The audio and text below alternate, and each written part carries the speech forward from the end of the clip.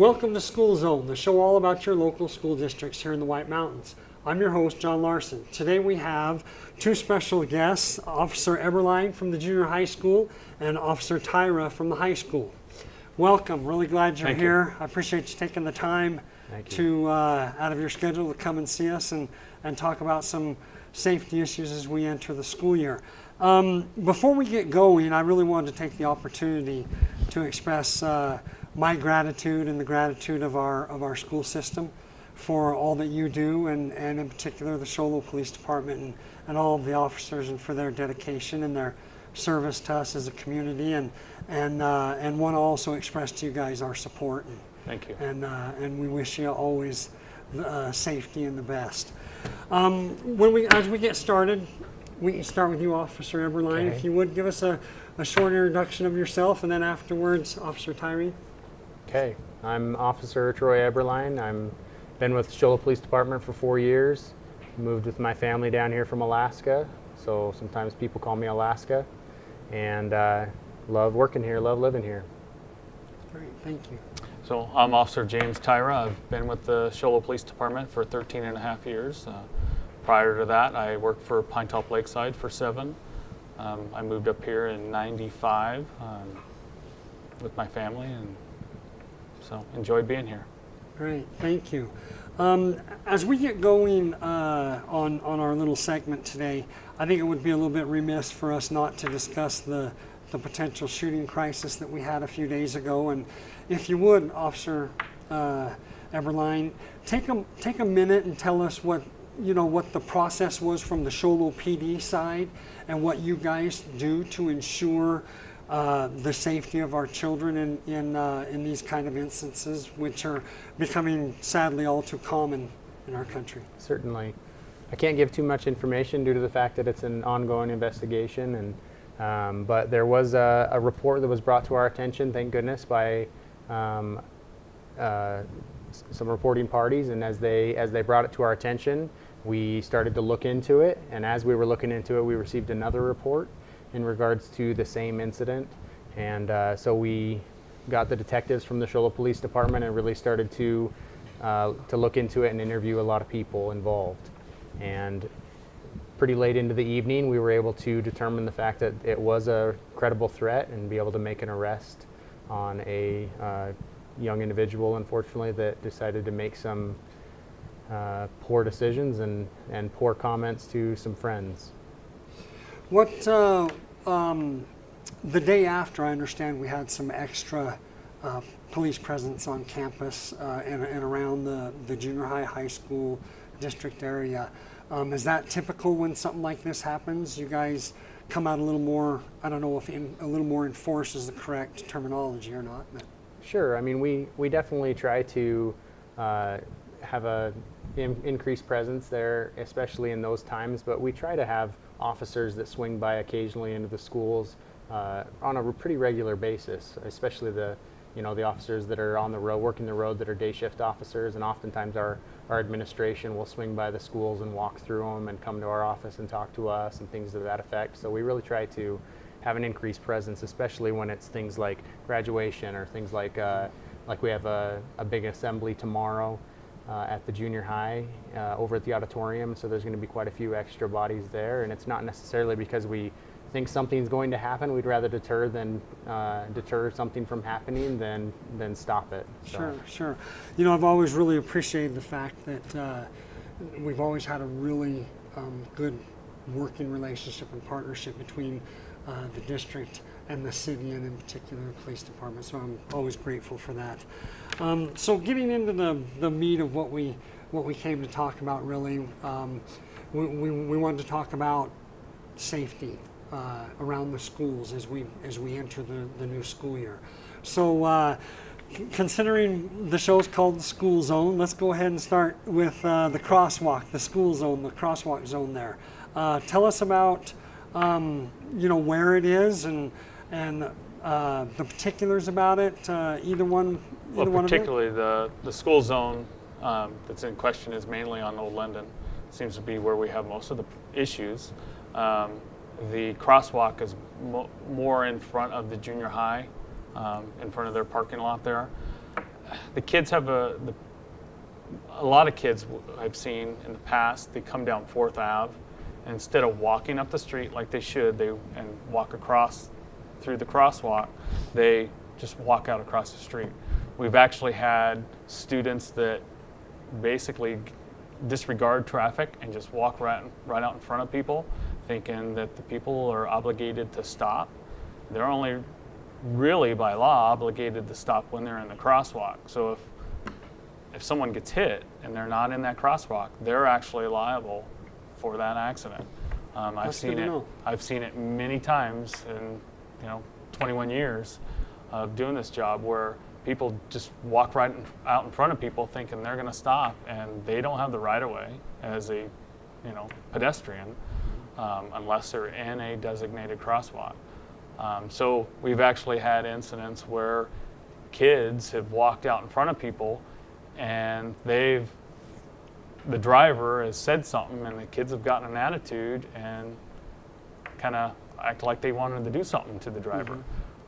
I know actually some off-duty police officers this has happened to, and they're just simply saying, hey, use the crosswalk, and the kids get kind of belligerent with them. And so I know some of the officers have now started, if they see the kids walking across, they'll either give them a warning or cite them. Really? Yes. Really? So we have, as best I can recall, we've got a crosswalk there at Whipple. Yes, we do. We have the one that you just talked about at the high school, junior high, and then we also have one over at Nicholas, correct? And so these rules all apply at any of those, Yes. Regardless of the school zone you're going And it's to. important to mention that take the any of them really, there's a sign saying crosswalk, school crossing 15. So from that sign to the sign that's after the crosswalk is legally, that's the crosswalk area. They have to do 15 miles an hour between those two signs. A lot of people think, oh, well, here's the crosswalk, I'll just start speeding up. No, After they go through the crosswalk? yeah, there's another sign after that that basically ends that crossing zone. Okay. So they can get ticketed anywhere in between those two signs. Also along Cougar Lane is also a 15-mile-an-hour zone. Yes. Yeah. So once you turn, I guess that would be north on Cougar Lane, right? All the way to the end is 15 miles an hour now during school hours, right? And it's easy to forget. It is. It's really easy, especially since it's new. It's relatively new. I think Right. this is maybe the second school year that we've had it, if I recall. So yeah, great. Out of curiosity, do you guys post someone in that area to watch them on a regular basis, or how do you handle that? I think it's kind of frequent.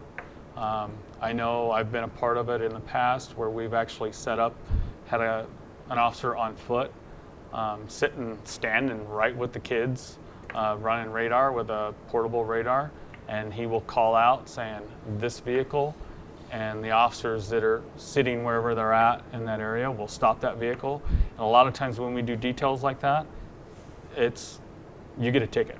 There's no warnings. If you get stopped, you will get a ticket. Okay, I was going to ask, do you guys usually give warnings? You know what, right now, if they're doing a detail, it's kind of, generally when they do a detail, they're like tickets only. You want to be firm, fair, and consistent when you're, especially in all aspects, but when you're running a detail, you've got a few officers that are all out there doing that detail together, and so you want to all be consistent with one another. And so you try to say, okay, we're going to pull everyone over at this speed over, and we're going to cite them all. Okay. And So- it's not to be mean. We're not trying to be jerks and, badge heavy and cite them, but we want our kids to be safe. Really, who wants to hit anybody, really, Absolutely. but who wants to blow through a school crosswalk zone and hurt someone, it'd be awful. So just out of curiosity, because I don't know these things, if you get a ticket in a school zone, what's the fine or what's the cost? Well, for going excessive of 15, it's a minimum of like $284. Okay. So as you increase your speed, Okay. it will go up So, higher. I mean, if you're going 20, 25, 30, it increases as the fine increases Yeah. okay, well, that's good to know. That's good to know. That's good for people to know. Thanks. Just to be completely transparent with people, we will be running details throughout the year, similar to what Officer Tyra was mentioning. I have full intentions of doing that ourselves as school resource officers, but also some of the squads that are working day shift are more than happy to do those details. And it's because we really have a desire to keep our kids safe and to keep everybody going that slow speed, so that when kids are maybe have their heads in the cloud and jump out in front of traffic where they shouldn't and don't use the crosswalk, that we're still keeping them safe by going at an appropriate speed. Yeah, I think we're seeing a lot of problems with the kids and the handhelds and not paying attention. You know, and we see people walking off the sidewalk and getting hit. You know, I mean, those things are Or happening. the drivers so- and the pedestrians. Yeah, and then we have the issues with drivers not paying attention. You know, doing other things. I mean, I've seen people putting makeup on, eating breakfast. You know, there's a lot of different things going on. So. And we all know that the faster you're going, the more difficult it is to react to a situation. So I think that's the whole point in the 15 miles an hour, so that the reactionary time can be quicker. So great, thanks. Another thing I wanted to talk about is parking lot safety. We know we've got a relatively large parking lot there behind the auditorium, between there and the football field. What are we looking at for safety in the parking lots? The junior high, they don't drive there, so it's just the parents. Thankfully. Yeah. Yep, they need to be safe. So I'm going to defer to Officer Tyra. The kids really need to pay attention. You know, I've already noticed in this first couple weeks, like lunchtime, for instance, they're all coming out of class. They're in a hurry to get somewhere and eat. They don't even look when they back out of a parking space. I've seen several almost accidents. Yeah, they just back out of the parking space and there's cars coming. And with the numbers, it's a matter of time, right? Yep. And I've also noticed where there's a car coming down one of the rows, other cars are going around them. They're thinking they're going too fast. Oh. They're going around them. Really? I've already taken an accident in the parking lot where a girl had just exited one of the rows and she was headed up towards the district office to exit the parking lot. This girl came out, and it's obvious she didn't even look, and she hit the back end of the other vehicle. So, and the poor girl that got hit said this is number 2 for her in that parking lot. Wow. Yeah. So a little bit of parking lot safety from the students, and hopefully parents will let their kids know, because now we're talking insurance rates going up and possible tickets from causing an accident. So really so important that we're safe in our parking lots, and we have each parking lot has its own little system too. You know, Whipple has its own, and Nicholas has its own over there, and of course the high school, junior high, and so it's really important that they learn that system and then keep it slow, because I believe you said that the speed limit within the parking lot itself is 15? Correct. Is that correct? Great. Now, I know... Can I add one thing to please, that? Please Would that do. be okay? Last Absolutely. year there was a student that was hit in the parking lot as she was walking in the parking lot. And so the speed there is very important for that aspect, because kind of like the crosswalk area, they're not paying attention. They're on their phones. The other drivers are on their phones. They're talking to their friends. And the cars are all parked, so if they come out between two cars, you may not see them, Right. depending on how large the vehicle is. Yep. Yeah. So very important to maintain those speeds and to pay attention and to not exceed those speeds. We see little kids that burn out in the parking lot, that try to race their friends out, things like that, and we just really don't want to see kids getting hit. Great. Or accidents. Yeah, thanks. I appreciate that. So one thing I wanted to touch on as far as parking lot safety, throughout the year as we go the next few months especially, we're going to begin some construction projects at particular schools. And I think it's going to be even more important as we will have those construction projects going. You know, we don't know exactly how they're going to look right now, but we are going to, we're going to have dumpsters for debris. We're going to have delivery trucks for material. We're going to have a lot of different things going on in our school parking lots that are going to really require the importance of heating the safety. And I don't know if you guys have anything more to say about that, but I did want to bring that up for for parents at home to know that. No, I've just been told they're trying to rework some of those parking lots to make it a little easier for parents picking up their kids. But Yeah, a little more fluid motion. yeah, Yeah, so we'll want them to pay attention to that, obviously. Most definitely. And the changes that are going to come Right, with it. right. Inevitable changes are going to happen. So I had a couple other questions for you. I would just some interesting things that I thought of, that we thought of as people are going through school zones, in our parking lots, and basically around the schools. I was interested about seatbelts.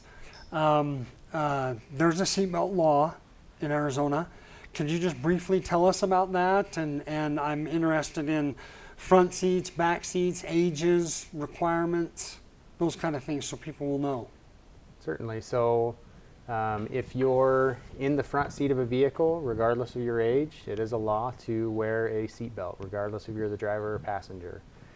If you're not, then you can, it's potential for you being cited. I believe the fine is $100 for a seatbelt citation. If you are in the front seat or in the back seats and you're under the age of 16, it's a requirement for you to wear a seatbelt regardless. Well, that's great to know. I'm not sure I knew that.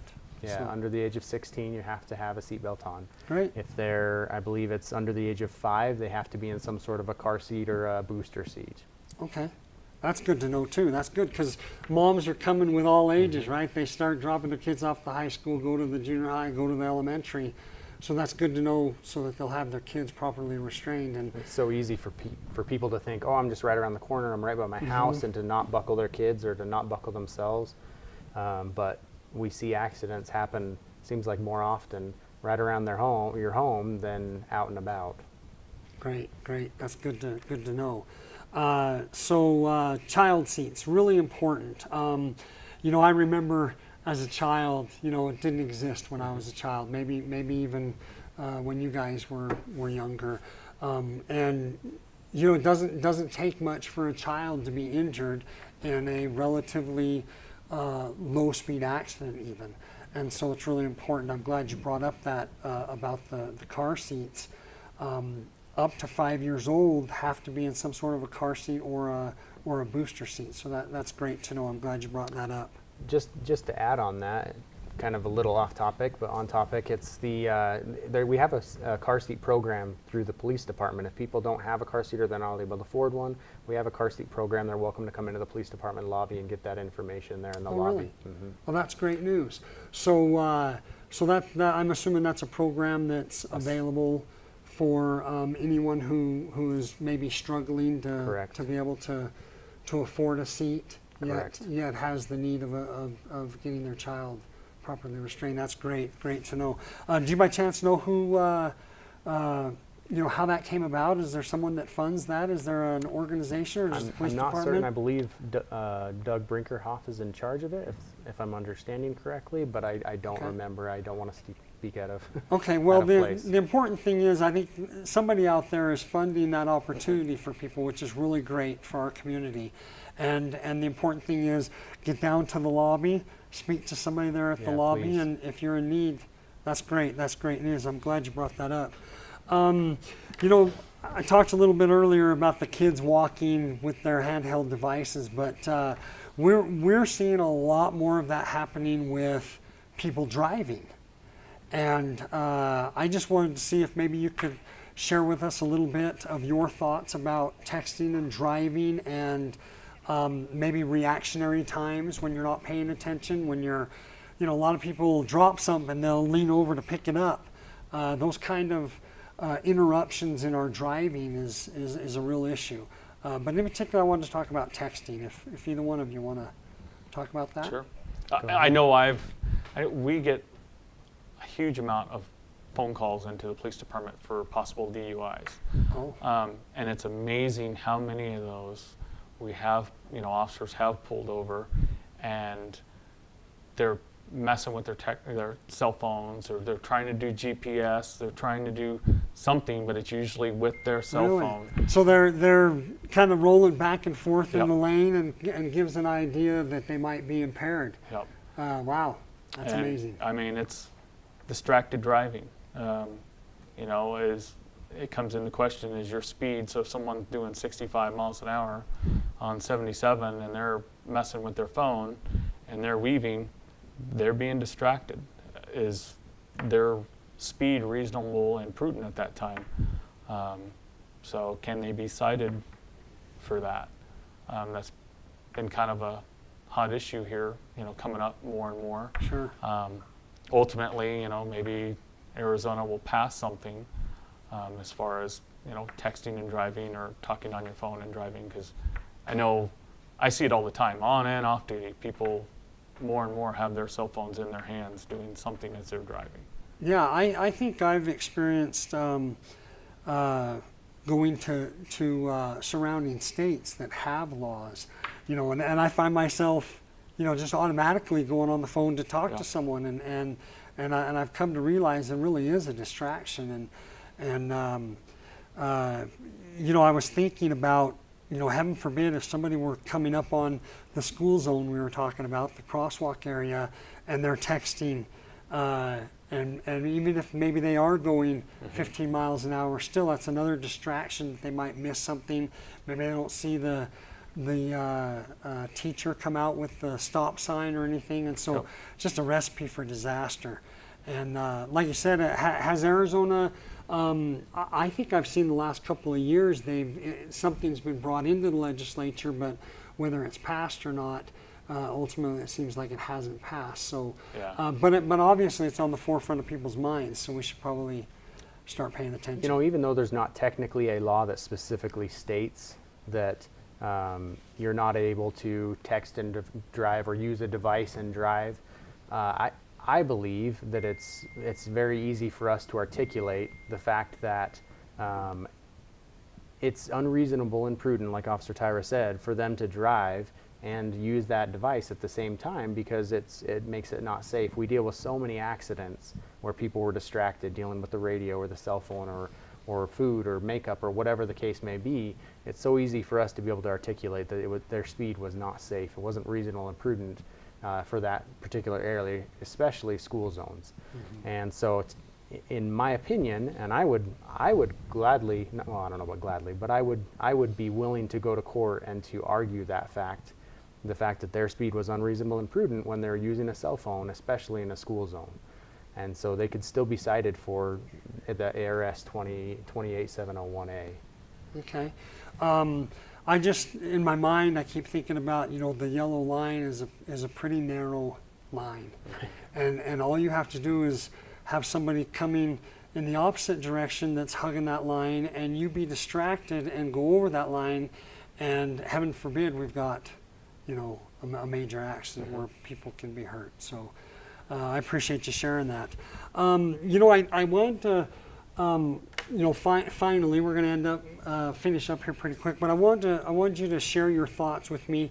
Our district campuses, all of the properties that we have in the district are smoke-free, alcohol-free, I guess I should say tobacco-free, alcohol-free, drug-free, and weapon-free campuses. Would you like to share with us a little bit about that, your thoughts, your experiences? Certainly. I mean, I feel like you pretty well covered it there. We don't accept it, regardless of your age. You're not allowed to have it. So what if I'm a parent and I'm at a concert, and I step out into the parking lot and I grab my cigarettes and I light one up next to the car in the parking lot? Yep, still not okay. No, that's a no-go. Correct. Yep. What if I'm a parent driving in and I'm dropping my kids off and I'm smoking in my vehicle as I drop them off? Technically, you're on school campus. It's not allowed. Okay, that's good to know. Good to know. Obviously, when we talk about alcohol and drug-free and weapon-free, we want our kids to stay away from that.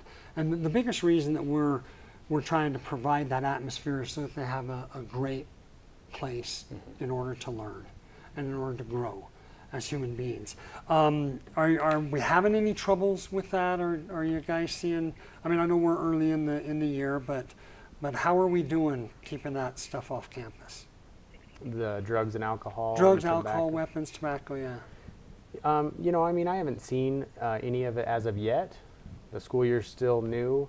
I think that the kids try to sometimes emulate the things that they see around them, and unfortunately, it's prevalent in our society today. And so, if we can try to build those good habits, instill those good habits in our kids when they're young, and teach them that those things aren't okay, and that they can maybe, if they want to, it's their prerogative when they get older to try those things, that they're welcome to do that. Obviously not the drugs, the illegal drugs, but that I think it would keep it off of our school a lot more. What, Officer Tyree, what is typically going to happen? Let's say we find a child with a can of tobacco or cigarettes on the school property. What's going to happen? Well, they can be issued a citation for possession of tobacco. What's the legal age for 18. tobacco? 18. 18. Okay. Okay. So pretty much all our high school and younger, they're not going to have Absolutely. But not only could they get cited for possession, they can also, then they have the school to deal with, and the school will suspend them or whatever. In school, out of school. Yeah. Yeah. There's various All things that can options. happen. I've already seen. We had a kid with an e-cigarette. Oh yeah. He Oh was- wow, that's a good one. I didn't think about The that. vaping. Yeah. He actually passed it along to another kid. Both of them were suspended. Ah, that's disappointing. Yeah. Yeah. Well, it's good to know. That's good to know that we've got to keep these things, off campus. Provide a good, safe space for our kids to learn. And I just really want to express appreciation to the both of you for coming today. I would like to add, though, Please. the kid with the e-cigarette, it's gone. Once it's taken, they do not get it back. Thanks for joining us here on School Zone, and we'll see you again soon.